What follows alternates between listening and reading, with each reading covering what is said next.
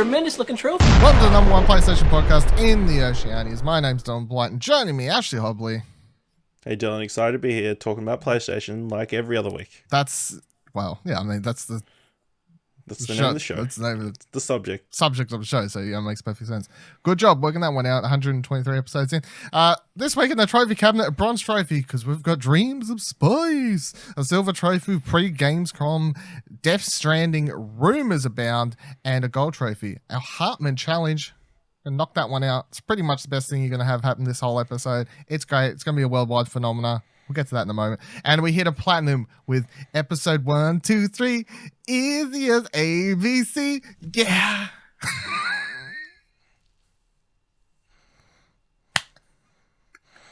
I know. I took notice last week. I'm like, oh, there's a bit for next week. What? You gotta these episodes only come around once, you know, you gotta take. They do. When you spot something, you know, wait till I get to 420. I'm going to be on here high as a kite. What?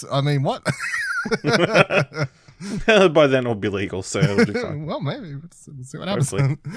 All right, let's start with our hashtag Heartman Challenge. So a couple of weeks ago, I think 3 weeks ago, when the video originally dropped or was talked about actually from Comic-Con, San Diego Comic-Con, where they showed the first footage of Heartman from Death Stranding, and we got introduced to this concept of this character, which is that he is alive for 21 minutes, less than 21 minutes, whatever it is, and then he dies and he fucks off to Death Stranding or whatever. That part's not important for the challenge, because what he does, is we found out in this clip, is that he curates a library of short films and music and TV show episodes and whatever to watch that are under 21 minutes, so he can watch them in his time alive, right?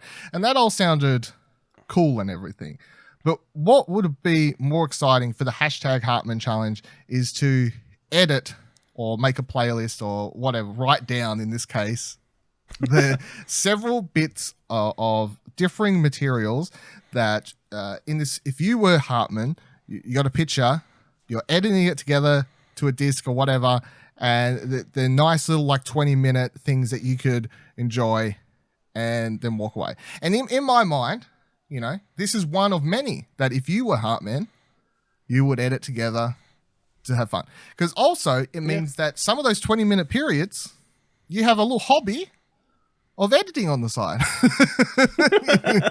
You know, that's and that is the hashtag Heartman Challenge. So 20 minutes of editing, 1 minute of saving. Yeah, exactly. And then dead. Well, you can leave it exporting while you're dead. Come back, it's done. It works out quite well. So originally when we pitched this a couple weeks ago, it was like pick 3 TV shows, music videos, or movies, like 3 of each subject to fit in this. Now, when I started trying to go over this, I realized it basically forced you to have to pick things that are like 1 or 2 minutes long for a lot of the things. So I ditched it. 1 of each. The official rulings for the Heartman Challenge, if you want to take place in Heartman, hashtag Heartman Challenge, now is that has to include at least 1 movie scene, 1 music song or music video, however you want to go about it, and 1 scene from a TV show. You could have one of a bunch and then just old TV shows after that, or old music videos, however you want to go about it. Now, I did theme mine. Now, I linked mine in our Slack ahead of time so you could see, just in case it helped for seeing what we're doing here. I have no idea what yours is, but I did theme mine. Did you look at mine? Yeah, I did briefly.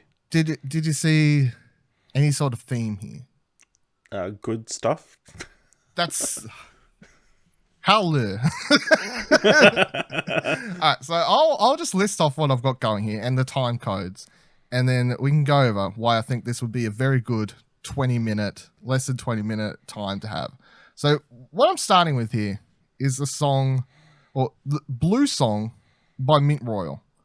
Now, in this music, it goes for 3 minutes 31, and it's important to note that the music video stars Noel Fielding and a bunch of other, including Nick Frost and people, big name UK actors and stuff. And also important to note that this music video was directed by one Edgar Wright.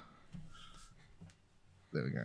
Next thing I've got in is the Eel song from the Mighty Boosh, which goes for about 1 minute 11. And if you've never watched the Mighty Boosh, it's probably because you never did drugs, but that's fine. The next thing that we've got here is Scott Pilgrim versus the World. Clash at Demon Head performs Black Sheep. Goes for 3 minutes 26, that one. So the song from that, great song, as performed by Brie Larson in the movie. And then after that, I've got the 2 minute 58 scene from Black Books, the first season, where Bernard is trying to do his taxes and Jehovah's Witnesses come over and ask if they can talk about Jesus. And he says, please, yes, come in.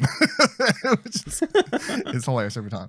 Then following that, I've got 1 minute 47 scene, Paddington 2, where he's doing the window cleaning.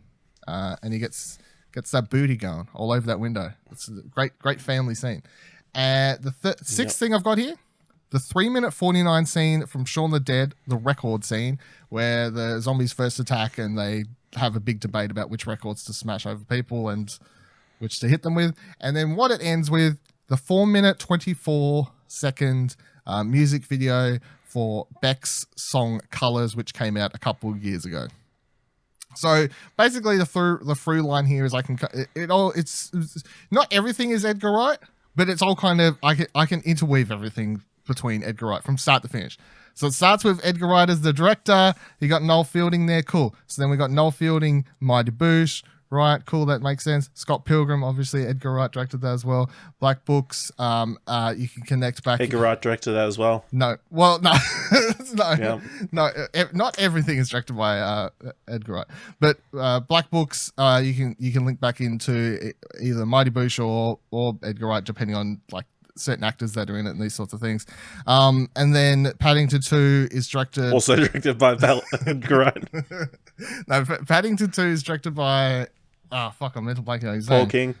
Yeah, Paul King, who directed The Mighty Boosh. There's the connecting factor for all that sort of stuff. Okay. Shaun the Dead directed by Edgar Wright, and the Beck Colors music video is also directed by Edgar Wright. So I was kind of it's some UK comedy connection factors I've got going over here.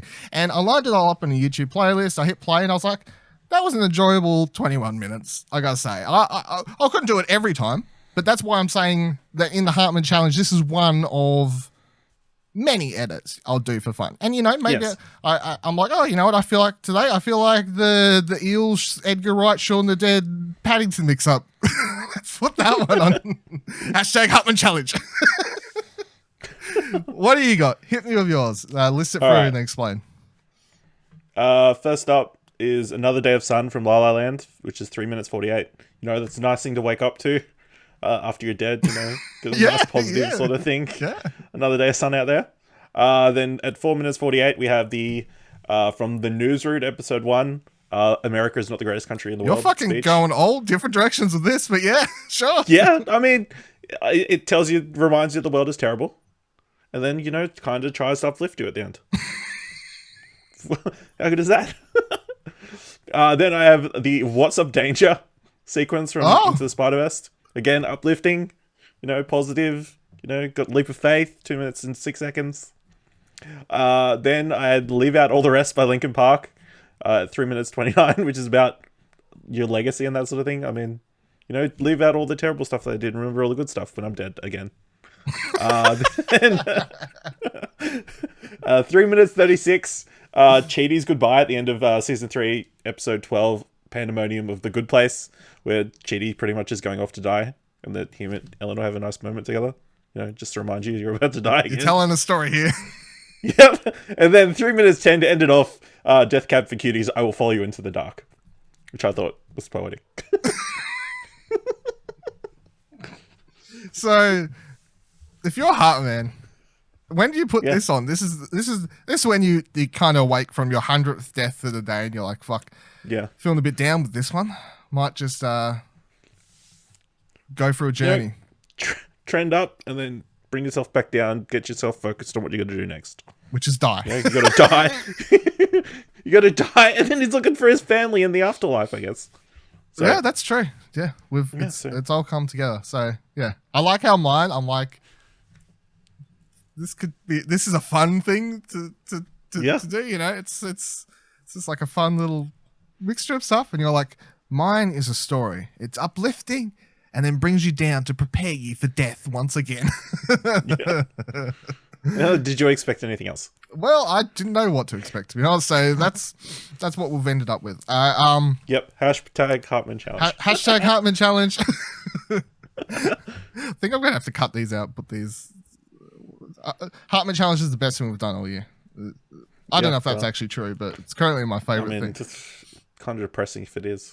It's currently my favorite thing that we've done. I think it's a good fun challenge. Feel free to take place with the hashtag Heartman. Tag your friends. I'm gonna tag, and if they don't do it, make them donate to charity. That's how these things go viral, right? I think so. Yeah, I will give someone. I've always wondered. Side note. So I saw someone on Twitter last night do the whole I saw someone retweet one of those things. If I'll give someone $100. Someone randomly who retweets this. I always wondered what the lowest amount I could do to get viral off that. Like, could I do $20? You know? I'll donate $1 for every. No. Person who does the Heartman Challenge. I will give if I tweet, I will give someone $20. Someone who randomly retweets this $20. Do you reckon it would go get? That's the tweet.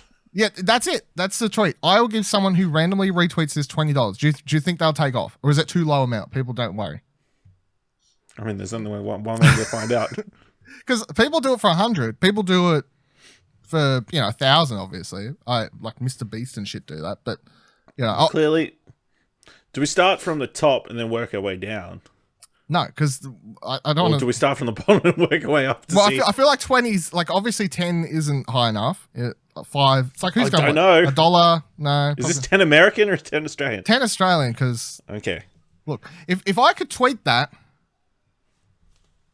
I will give someone $20, and it took off. I would happily give someone $20 because I'd be like, I've paid more for Facebook advertising, and that's done shit. So, I mean, it's worth a shot. Fucking, I might test today. I will randomly give $20 to somebody who retweets this. Yeah, because I was at Explosion Network. I always wondered at Explosion Pod. What's the bottom? Yeah, maybe we'll find out. That was the side note. Yeah. Anyway, let's move into game news. Retweet this this episode to find if we get enough retweets, we'll do it. I'll put it at the tag of no, we'll see. All right, so Gamescom is coming up next week on the Tuesday, which is it's coming at a perfect time that fits perfectly between this episode and next episode. It's in a shitty spot to put it bluntly. It's kind of annoying. Well, I know it's Gamescom, but to be fair, it might be better fit for our other video game related podcast. I know, but there's I know it's just a shitty spot. I mean, Sony's going to be there. Yes. They're actually going to something this year. Yeah. So it's big news. So Jeff Keighley, who's heading over there this year, which kind of made it big news when that happened originally, because it was like, hey, Jeff Keighley's going there. He's doing a opening night event thing. So he tweeted out firstly to this: more than 15 game publishers will premiere new content and make announcements during Gamescom opening night live, and exciting shows coming together for Monday, August 19th. I said Tuesday because time zones, obviously. So the people there making world premiere and content and announcements are 2K, Activision, Bandai Namco, Bungie, Capcom, Electronic Arts, Epic Games, Google Stadia, Koch Media and Deep Silver, Private Division, Sega, Square Enix, Sony Interactive Entertainment. That's who we're here for. THQ Nordic, Ubisoft, Xbox, and more, it says. But of course, the important one to note there is, of course, Sony, because Sony skipped out on E3, yet they're apparently making announcements possibly from this event. And also on top of that, we have the fact that Hideo Kojima will be there showing off some new Death Stranding stuff. So Keighley also tweeted, excited to announce Hideo Kojima will be live in Cologne during Gamescom opening night live on Monday, August 19th to premiere an exclusive new look at Death Stranding. And that's all we got. But to build on top of that, because it's a never-ending twisty-turny thing of the internet the past week kind of went on a conspiracy. I don't know what you call it. Well, kind of conspiracy, I guess. So this story comes from Jewel Shockers. It says, Death Stranding removed from PS4 exclusive list on PlayStation's website. What? Let's get angry, everyone. Could a PC version of Death Stranding be in the cards, or does this mean... I think it's on the cards, but you've got the saying wrong. Anyway, it says, for quite some time now, some have believed that Death Stranding will eventually one day come to PC. While Kojima Productions hasn't announced a version of the game outside the one that will be coming to PS4 later this year, some new activity involving the game is once again prompting fans to ask questions about its viability on other platforms. As spotted recently on PlayStation Australia's official website, Death Stranding is no longer listed as a PS4 exclusive. The game has been confirmed to have once actively been listed on the page, but has since been removed for one reason or another. Of course, because of this, the immediate conclusion that you could jump to would be that a PC version of Death Stranding might indeed be coming. To fail to appear on this list would seem to signify that the game will be on other platforms. Other past PS4 exclusives like Detroit Become Human, which has since been announced to come to PC, is also nowhere to be found on this page. Still, it might not be that straightforward. The website page is also noticeably missing other upcoming PS4 exclusives like Medieval and Concrete Genie. As someone pointed out on Reddit, both of those aforementioned games are being published by Sony too, so perhaps the absence of any of these games appearing on this webpage doesn't mean as much as you think. So what do you think, Ash? Are you buying into the conspiracy theory? Because the conspiracy theory isn't that it's coming to just PC, of course. The conspiracy theory that everyone was running around this past week, I saw on Reddit and so on, is that Epic Games Store, baby, exclusive. Oh. Death Stranding, or do you think it's just a weird hiccup? But I got to be honest, weird. Removing it seems weird considering it's their biggest upcoming game for the year. I believe it was always a console exclusive. Like it was always going to be PlayStation console exclusive from the get-go. So I'm not surprised that it's going to come to PC. I think that was always the initial plan. Whether it goes to Epic Games Store, man, I would love to see the kind of do and kind of don't. Yeah, exactly. Like, Hideo Kojima is so loved. Does the hate for Epic Games Store outweigh the love for Hideo Kojima? That would be a real test of the gamers' faith and what they truly believe in. I mean, maybe it's part of the storytelling. You know, all these connections in the world of the Death Stranding. They've been fractured because people are being toxic on these. Maybe that's what all the black goo is. It's the toxicity of the gaming community. Imagine if fucking Hideo Kojima comes out at Gamescom. I'm now announcing that Death Stranding will be a console exclusive to PS4. Woo! But yes, live from Cologne. It's opening night live. But it will be also coming to the Epic Game Store as an exclusive. Boo! No, because I'm bringing it to the Epic Game Store to teach you all a lesson. We're connecting the fabric of the Epic Game Store to the PlayStation fan, to the heart of, he could say some mumbo jumbo wacky bullshit. Yep. And then people in the audience are crying and they give him a standing ovation. Yep. And then everybody on the internet's like, what the fuck? Yep. And then, life goes on. Someone's walking out. IGN's and then it's the highest selling game of the year. IGN's interviewing someone on the way out. So why aren't you angry about this coming to the store? What's Hideo, man? He has a proper reason. He's really sold me on it. But it's not about the money, man. Yeah, so were you upset about the Blitz thing? Yeah, fuck those guys. Who do they think they are with their two people in the... Yeah, what are they doing? Two people and no money? Hideo needs money. How dare you? He's got to fight back against Konami. Yeah, well, he needs to bite those Metal Gear Solid rights back. Oh fuck! Please don't say that. Don't say that out loud. Someone somewhere has a heart attack. I'm gonna say it's just a whoopsie because at first when someone editing that page and they accidentally deleted it. I don't know. Like maybe they'd. There's obviously a reason, but at the same time, it's like, what's the reason for Medieval and Concrete Dream both not being on there as well? It's like... Oh, those are coming to everything. They are fucking not. What world is Medieval coming to? In what world does anyone apart from PlayStation fans care about fucking Medieval anyway? So that definitely isn't happening. What world do PlayStation fans care about Medieval? Fuck off. You're looking at one. Yeah, well, obviously Gamescom, as I said, next Tuesday, we will, a week from this episode dropping, in fact, well, just over, just less, because it's at like 4 a.m. Australian time. 4 a.m. in the morning. So, yeah, no? I'm, as long as work doesn't fuck me over, I will be getting up at a terrible fucking time, I guess, to watch the Gamescom opening thing. So stay tuned to explosionnetwork.com for all your Gamescom news. So let's talk about it next. Activision have done it dirty. So Activision have added in, to put it bluntly, there's no way around it. Activision have added transactions into a game after, 2 months after release or whatever, however it works out at this point. And they just snuck them in, which is... I feel like they told people they were coming, so snuck them in. They never said shit. And honestly, they're setting up a precedent here, and people have a right to be angry about this because they did the same shit with Call of Duty Black Ops last year. So the game released with no microtransactions. And honestly, it is really fucking shady what they're doing. It is really shady because what they're doing is they're releasing the game, leaving it for a month and a half, 2 months, whatever it is. All the reviews were out. Everyone's like, top stuff. Good job. Call of Duty, no microtransactions. This is great. Crash Team Racing, no microtransactions. The game seems like it should have microtransactions. And I was saying this, the first time we talk about it, it's like, this game feels like it should have microtransactions. The Wumpa coins and shit, but it doesn't. This is weird. And then all the reviews are out and everyone goes, cool, this is great.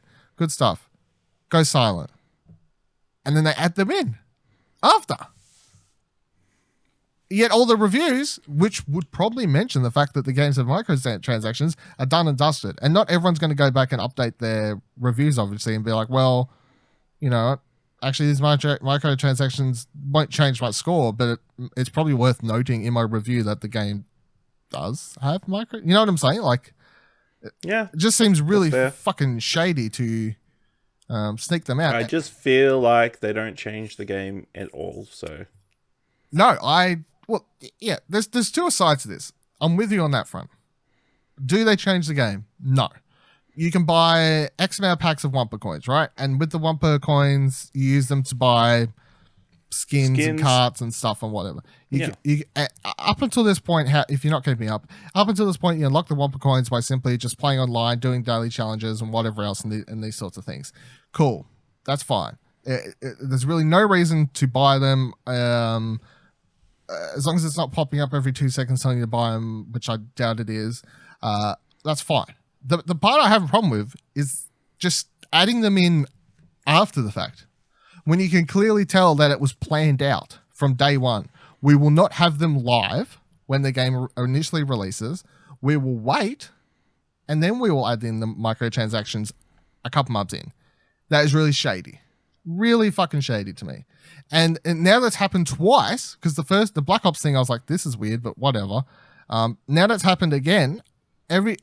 All upcoming Activision releases, I'm going to be watching like a hawk, and I feel like other people will be as well, because, sting me once, shame on me or whatever. Sting me twice, I'm not happening 3 times. So, and I just think it's that they're setting up a really shady and dodgy setup they got going here. Sure, they're releasing these free. Everything else they're doing with Crash Team Race is great. Free characters they're adding in these packs. Like the most recent one is the Grand Prix that's added in like baby characters and the Dino and a new track. Cool, that's all great. I'm glad that all in all, what they're doing with that, how they're supporting that game post launch seems great. But that's Beanox, That's them doing that stuff. Activision would be the one saying, add microtransactions. You go do that. I mean, if they want to keep adding stuff to the game, then they need to get extra revenue. So, I mean, it makes sense to put microtransactions into it. I mean, it made sense from day dot to put microtransactions in it, the way it was built. Nah. Just for people who want to skip ahead and unlock, get the cool skins. You want to play as Baby Crash? Here, chuck an extra $5 at the game. It's not a free-to-play game. I don't think microtransactions really, in most cases, belong in games that are paid. If you want to skip the stuff, then yeah, sure. If people want to have the option to skip stuff, they should be allowed to have that. It doesn't affect your ability to play against other people. It doesn't give you advantage at all. What difference does it make? If people want to throw money at it, let them, as far as I'm concerned.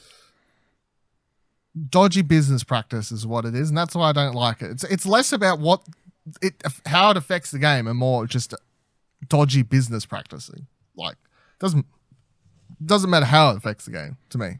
Just dodgy. But you would prefer them to have had microtransactions in from the start than what they did this time and just sneak them in 2 months later. Yeah, I think sneaking them in 2 months later is dodgy.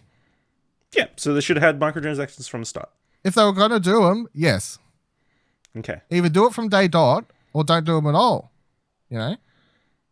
And they didn't even really explain why they suddenly added them. They're just like, they just put them in. And everyone's like, I guess microtransactions in. Like the blog posts they put up. I wouldn't be surprised if some people said, hey, I'd like to just buy my way to unlocking everything. No fucking way. No way. No way. Yeah, it smelt like it was supposed to have microtransactions from day one. They were simply holding them back, and it's really fucking dodgy. That's why it felt like there are probably people who are like, hey, I want to buy these Wumpa coins. I'm sick of trying to get around this track. I just want that baby crash. I'm gonna wumpa them on their fucking heads is what I'm gonna do. Well, yeah, I've got my own Activision now. This is I don't appreciate what they're doing over here. Last bit of news for this week I want to talk about is Days Gone this week is adding in its 7th challenge, and it's I've talked about these once before. They've been adding in these challenge things, and the one for this week was like take down all these hordes or whatever, but at the same time you got to clear out nests, and it's like a challenge mode. And they've been adding similar ones like this for people, and people are playing them, and people from what I see who are still playing and enjoying the game are like, I love how much you're supporting the game. And I'm like, well, they are supporting the game. It's fucking pretty good. But one update that they added last week, which I missed, I was like, holy shit, this is quite funny. In fact, I want to pop this in and play it because it sounds ridiculous. They added a Dead Don't Ride challenge, which is basically fucking Taxi Driver. Or what Simpsons Hit and Run. Crazy Taxi. Crazy Taxi, that's it. Not Taxi Driver. Oh, sorry, that's the... You talking to me? You talking to me? No, there aren't any child prostitutes in this game, I don't think. So. No. So the PlayStation blog said new this week is the latest bike challenge to Days Gone. Dead Don't Ride. Take a seat behind the wheel of an electric golf cart to pick up and deliver passengers at locations around Siloam Hot Springs. There are 36 passengers waiting for rides if you manage to make on-time deliveries. You're working against the clock in Dead Don't Ride. So in order to get the best passenger ratings and maximize your high score, here's some tips for excelling at sub-objectives. And it has 5 stars, be fast, get close. Were there golf carts in this before? No, that's the thing. There was the only vehicle you could ever ride in this game was your motorbike. Your fucking motorbike. So now they've added in golf carts, and you drive around like a crazy person trying to pick up people while getting around. I hope you can play through the game with the golf cart instead of your motorcycle. Someone will. Maybe someone can work out how to make that happen in a debug menu. But I got to say, the way they. Also, it's worth noting that the name for this Dead Don't Ride was the initial the name that was leaking for this game or whatever, like when there was rumors about it and these sorts of things, like we was always hearing about it. It's like Dead Don't Ride, banned, blah, blah, blah. And then of course it was finally announced as Days Gone, that's a funny little bit of tie in there. I'm going to check this out because this shit's quite funny. And I thought it was worth noting for A, funny, but also B, as much shit as this game got and bad reviews and stuff, whatever else, mixed reviews, I guess, they still keep supporting it and they're putting out challenge stuff and random stuff. I'm sure people would rather single player DLC, I guess, obviously a lot more people would be interested in that. But I gotta say, for just being able to put out pretty consistent content to have people keep playing a game and people who like playing that game come back to it, they're doing a pretty good job over there. So can't complain too much on that front.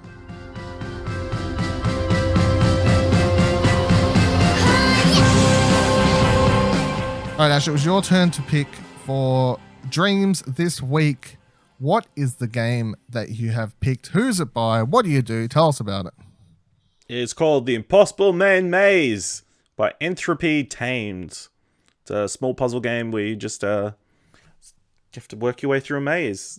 And there's like door mechanics where you've only got a certain number of... You get these little orb things at the start of each maze.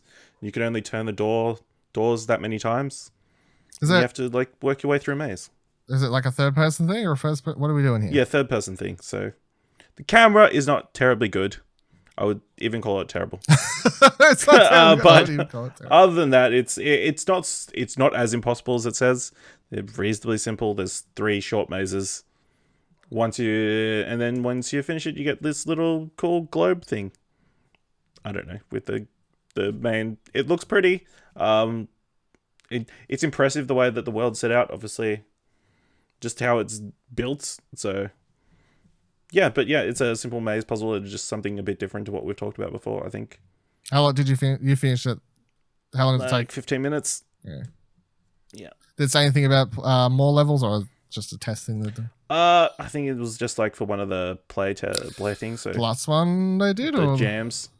One of them. No, the last jam they did, they extended, I think I saw, but yeah. Cool. I want to take a note. I'll say it on the podcast so then because I'll say it so then I actually have to force myself to do it, is I do want to set up on explosionnetwork.com where you can watch gameplay for all these. So I was like, if I can just record, like no commentary, not like a let's play, but just the gameplay of all of these things that we talk about. And then I can have a dreams page set up and then upload the gameplay to YouTube, obviously, or whatever. And then I'll be able to link it and have a page set up like, this is the one we talked about in this episode, and this episode, and this episode, and this episode. So I think that's something I'm going to make happen soon, because I think that would be helpful, obviously. Soon it'll happen. I mean, the thing is, most of these games aren't very long. So... No.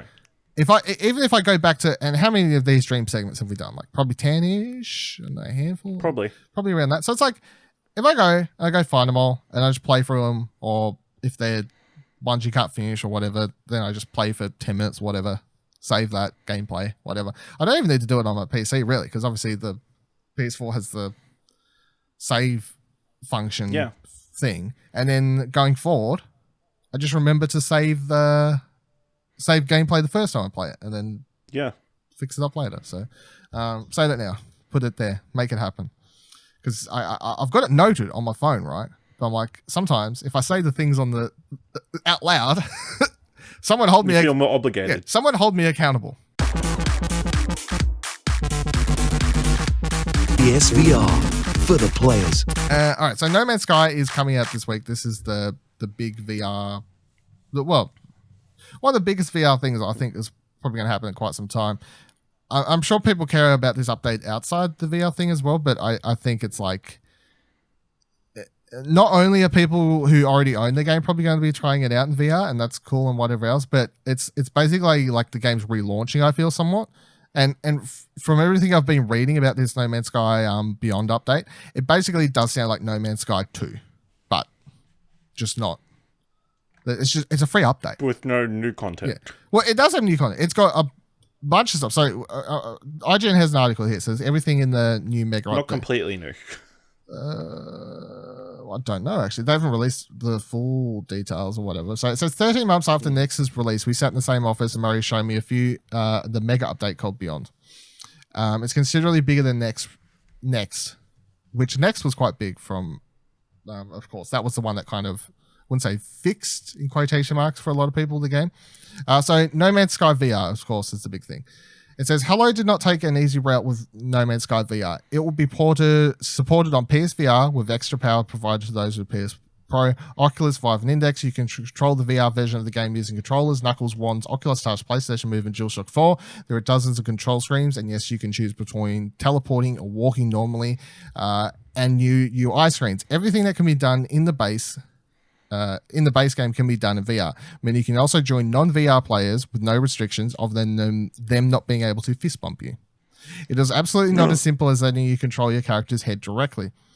Of the 3 pillars of Beyond, it is by far the most tangible set of changes. Strapping on an index and looking around. Look, get out of here with your index, okay? Look, we're talking about PlayStation index shit. No one has a fucking index.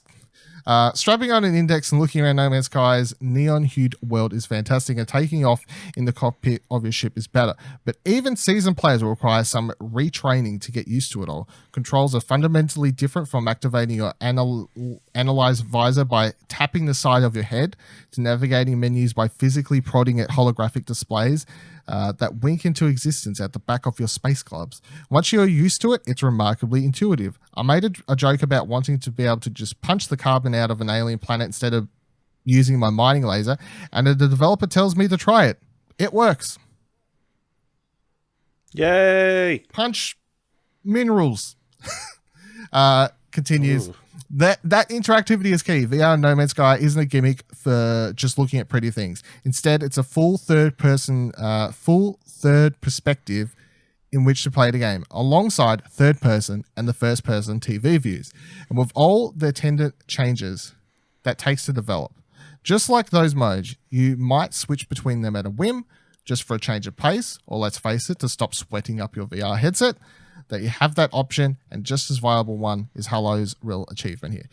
So the other things that are being added though that are of note, because as I said, I reckon a lot of people will be jumping into this who never played it before, because they're like, it's now releasing as a VR game. You know what I mean? So VR big players out there are now looking at this, and because it's releasing on so many things.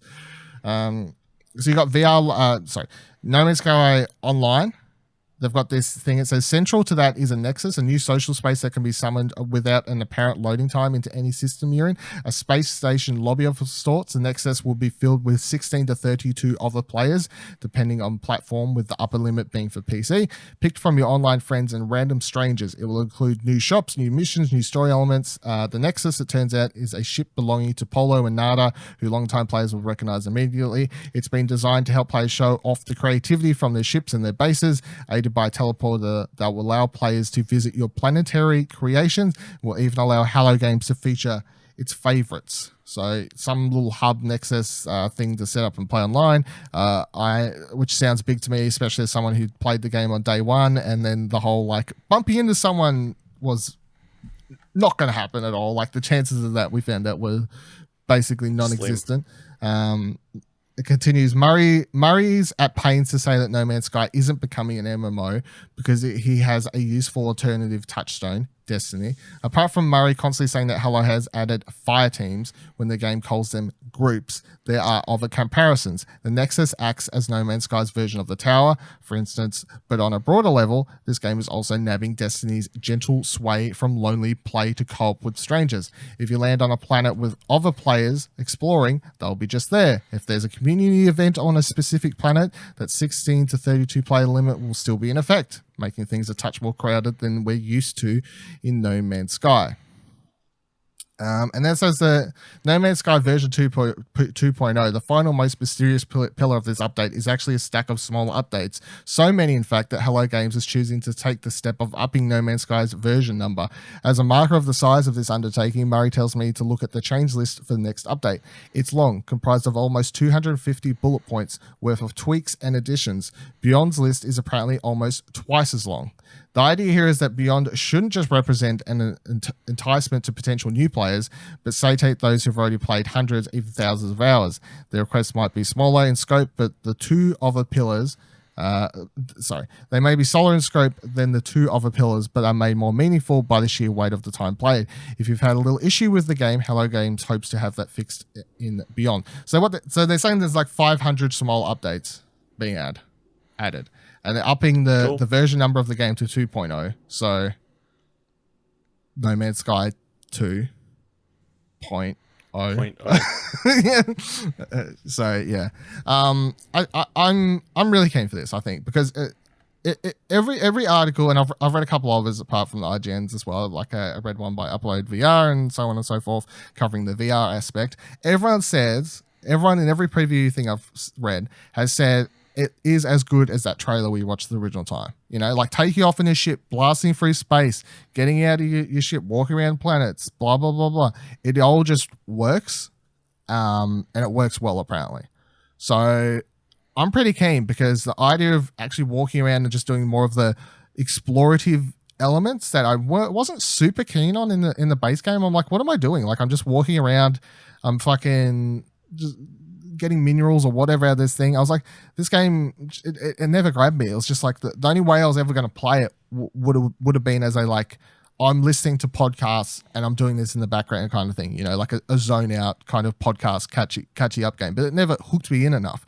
But obviously, all of that stuff becomes a lot more interesting, I think, if you're in VR, because suddenly you're there. You know, it's just VR invites you to feel part of the world and feel like you can actually get in there and be part of it. And then the fact that I haven't played it since launch. So not only do I have the Nexus update stuff, which will be brand new to me, I'll have all this Beyond update stuff, 500 small updates, the multiplayer and all this sort of stuff with my VR version, jumping in a VR headset.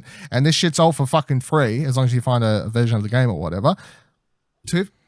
I mean, I can't say for sure 2 thumbs up yet because I haven't played it, but 2 thumbs up of yes, please. I wouldn't call it a redemption story because, like, of course, like Sean Murray. I think Sean Murray's story, and I think I've talked about this on Arcade Couch before. I think Sean Murray's story over there, what happened with him and this game. I truly don't believe he ever was trying to lie to people. You know, and I think I've said this before. Like, I think he just got caught in the wind of things, and then people, you know, and we talked about game development before. It's constantly changing. So as the game was coming out, he's like, "Oh, you're going to be able to do this," and then it gets closer to release. They have to pull it to make the game work. You know, remove features, and then people are like, "Well, you're fucking lying." And I'm like, "Well, was he though? Because maybe he actually thought that's how it was going to work." But that's why I hate using the word redemption. But at the same time, I feel like a lot of people do look at this as a somewhat redemption story for a game. You know, like it came out, everyone fucking hated him. Everyone hated this game. And now we're several years later and all the comments in this article are like, excited, you know, like can't wait, sounds great, blah, blah, blah. There's a couple bad eggs, of course, but the overall feeling is people are looking forward to this update for this or jumping in for the first time even. So, yeah. How are you feeling about this? Is this something you actually want to try, get your hands on? Yeah, I might dabble in it for like an hour or so and see how it feels and how it goes. It's been so long since I touched it that, I mean, it'd be interesting to have a look at. And obviously the VR aspect is a reasonably big draw, I guess. If it feels good in PlayStation on PSVR, I mean, obviously PSVR is probably the weakest of the platforms it's coming to, so I guess it'll be... We'll see. It'd be interesting to see how they implement everything to the Move controllers and everything, and how well it works. Let's say everything's like touch, most of the stuff. Like, so you don't need many buttons. Yeah. So it's like you touch the thing on your arm or whatever, and it brings up a menu in the game or whatever. So that's how you activate all your stuff. So, yeah. We'll see. That's out. I think it's out 14th. Yeah, so Wednesday? Possibly Thursday. Well, okay, I Probably thought it was Thursday. Out Wednesday, but either way, out this week, exciting. As long as I'm definitely trying to make the time, unless something gets in the way, like a fucking work calls me in for a billion and one things or whatever else. I will have more on this next week, of course. But I'm pretty keen to. It's just too much stuff at the moment.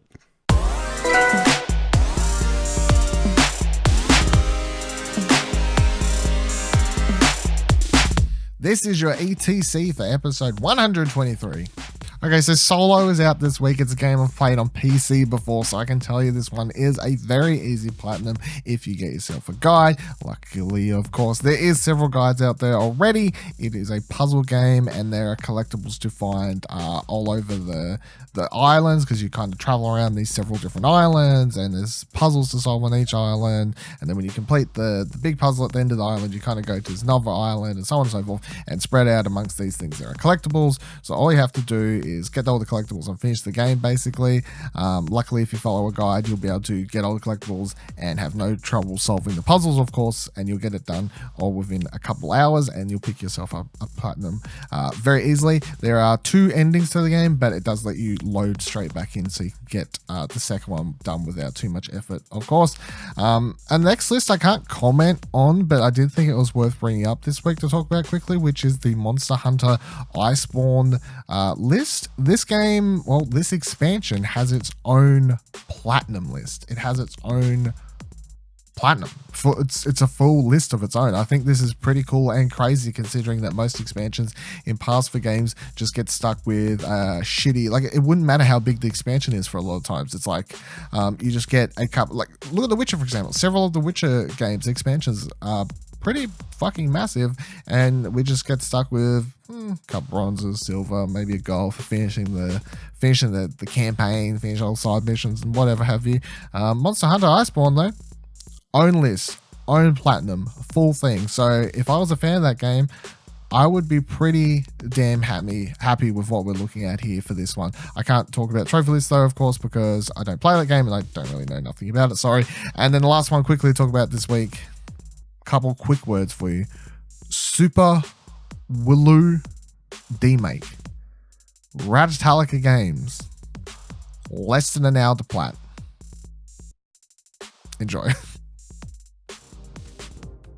Thank you for joining us this week on the show. You can follow me on Twitter, of course, at Vivaladil, Vivaladil. You can follow Ash on Twitter at Ashley Hobley, ASHLEYHOBLEY. You can follow this show, Platinum Explosion, on Twitter at Plat Podcast. And you can help us out by even giving us a review on Apple Podcasts, Podchaser, or alternatively, if you like the episode, just send us a tweet to any of those addresses and tell us that you enjoyed it, and we'll retweet it, and that's as good as any of those options. You can join our Discord at explosionnetwork.com/Discord to chat to us over there, ask us questions, or send in stuff for the show. And this is, of course, a product of the Explosion Network, of which you can find many more shows, articles, news, reviews at explosionnetwork.com. And you can follow Explosion Network on Twitter at ExplosionPod. Until next week, remember that every trophy counts.